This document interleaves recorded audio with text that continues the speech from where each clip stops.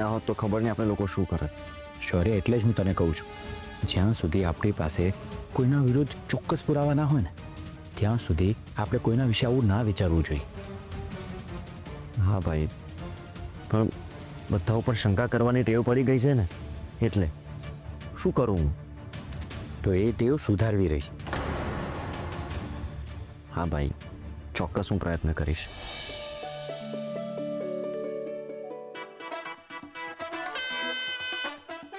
હર્ષ, તું આ શું કરી રહ્યો છે? શું? આવી રીતે ના સમારાય, એક સરખું સમારવાનું હોય. અરે વાંકું છું કાપવાથી શું ફરક પડવાનો છે? છેલ્લે પેટમાં જ જવાનું છે ને. અરે મમ્મીજી જુઓ ને. હર્ષ, એવું ના હોય. જો એક સરખું સમારીએ ને અને સજાવીએ ને તો પ્લેટ સુંદર દેખાવી જોઈએ.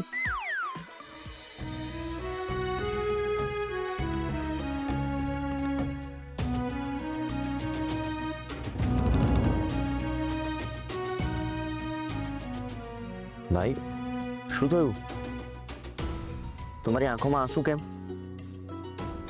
રાધા ભાભીની યાદ આવી ગઈ કે શું? મમ્મીજી, મેં બરાબર કહ્યું ને? હા, એકદમ સાચી વાત છે. પહેલા તો સજાવેલી થાળી જોઈને જ આપણું અડધું પેટ ભરાઈ જતું હોય છે, અને એટલા માટે જ આપણી લાઈનમાં પ્રેઝન્ટેશન બહુ જ મહત્વનું હોય છે બેટા. હા ભાઈ, અમુક લોકો તો પ્રેઝન્ટેશન માટે સ્પેશિયલ કોર્સ કરતા હોય છે. ચાલો ચાલો, હવે બધા કામ પર ધ્યાન આપો અને ફટાફટ કામે લાગો. બધું સમયસર પાર પડવું જોઈએ અને પહોંચવું જોઈએ.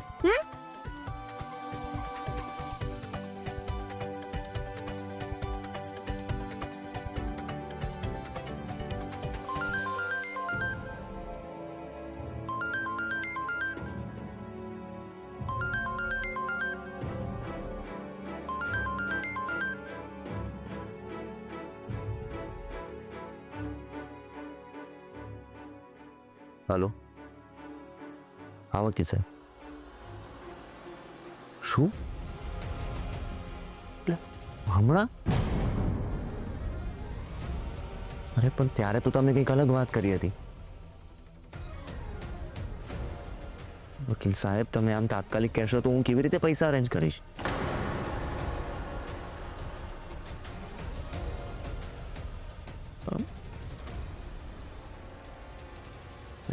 વકીલ સાહેબ, વકીલ સાહેબ, તમે એ દિવસ એવું કહ્યું હતું કે પૈસાની હમણાં કોઈ ઉતાવળ નથી. ઠીક છે વકીલ સાહેબ, હું સમજુ છું કે હમણાં કોર્ટમાં દિવાળીની રજા હશે. ઠીક છે, ચાલો હું કંઈક કરું છું.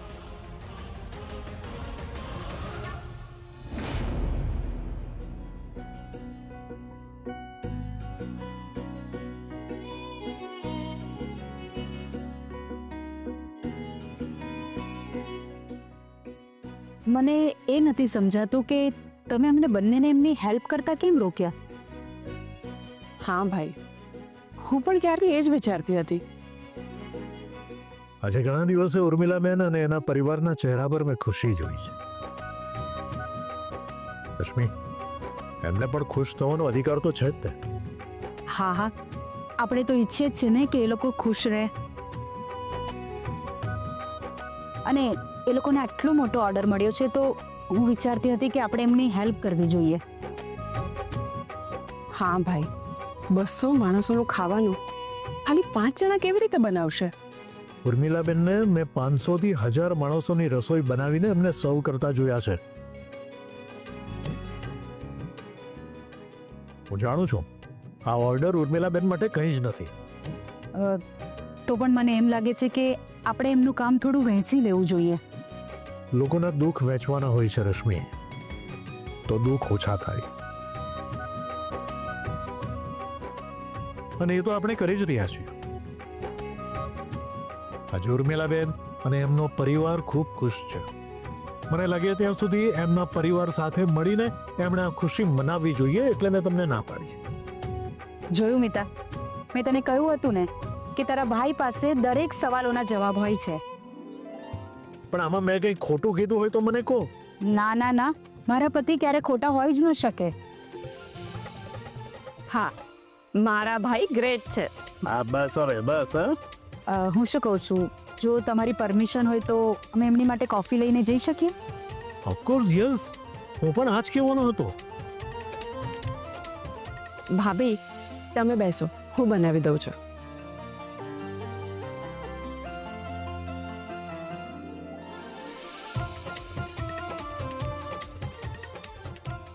રશ્મિ,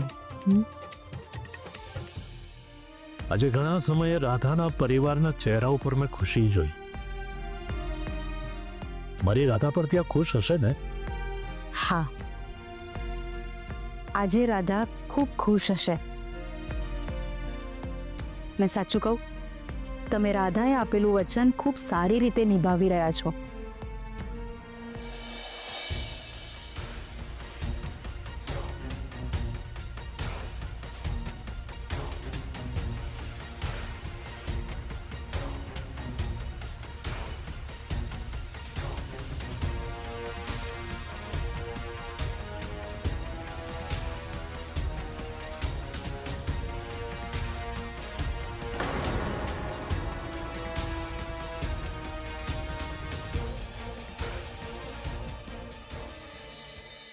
મમ્મીજી, આમાં મીઠું મસાલો તમે નાખો ને, મને અંદાજો નહીં આવે.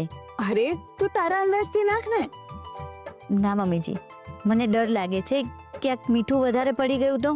અરે નીલા, આમ દરિયા કરવાથી કંઈ જ ના થાય. ચાલ, હું તને શીખવું છું. હવે મને એ કહે કે તું 10 માણસની રસોઈ બનાવતી હોય તો કેટલું મીઠું અને મસાલો નાખે છે? આટલું. અને અત્યારે આપણે કેટલા લોકો માટે રસોઈ બનાવીએ છીએ? 200 માણસોની. Very good. તો બસ એની કેલ્ક્યુલેટ કરી નાખ.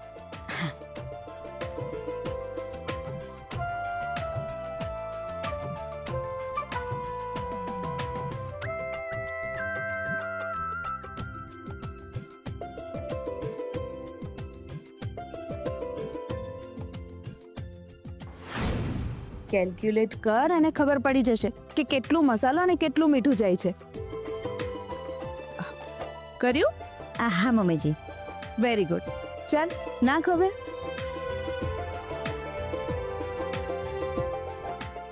બસ બસ.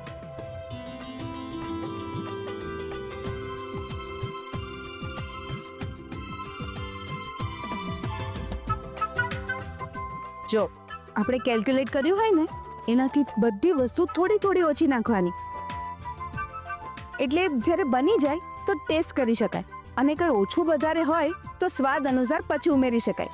સમજી ગઈ? જોયું? બધું આવડી ગયું ને?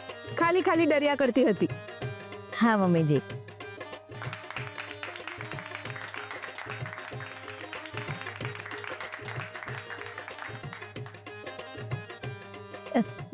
મમ્મીજી, હા બેટા. ક્યાંક લોચો તો નહીં પડ્યો હોય ને? અરે નીલા, હવે બની જાય એટલે એને ટેસ્ટ કરી લેજે, એટલે ખબર પડી જશે તને. ભાભી તમે જરાય ટેન્શન ના લો. તમે મમ્મીના ઓબ્ઝર્વેશનમાં ખાવાનું બનાવ્યું છે એટલે બેસ્ટ જ બનાવ્યું છે. અને એમ પણ મારી મમ્મી વર્લ્ડની બેસ્ટ શેફ છે. ચાલો ચાલો, હવે બહુ વખાણ થયા. જલ્દી જલ્દી કામ બતાવો, ઘણું કામ બાકી છે હજી.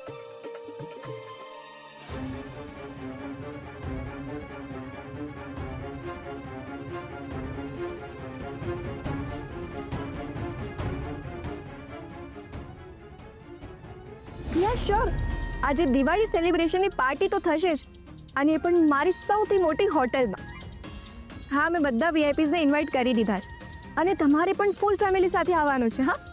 હા, ગ્રાન્ડ સેલિબ્રેશન છે. ડીજે, મસ્તી, બધું જ. હા હા. સાંભળો, મને એક કોલ આવે છે તો હું તમને પછી વાત કરું. હા, સાંજે મળીએ પાર્ટીમાં. બાય.